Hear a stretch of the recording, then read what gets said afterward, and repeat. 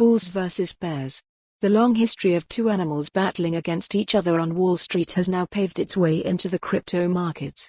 After a long reign, the bulls have taken a step back and the bears have taken over.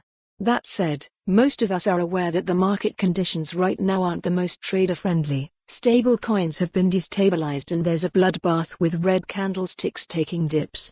So, what could help a trader or an investor at this point? The simple answer is diversification, or the golden rule of never putting all your eggs in one basket. Striking the right balance in terms of diversification can sometimes be tough, which is why having the right mechanism or tool can help. What is diversification? Diversification is the strategy of spreading your assets across several asset classes to minimize your exposure to only one type. This method is intended to help minimize your portfolio's volatility over time and maximize returns by investing in different assets that would react differently under the same circumstances.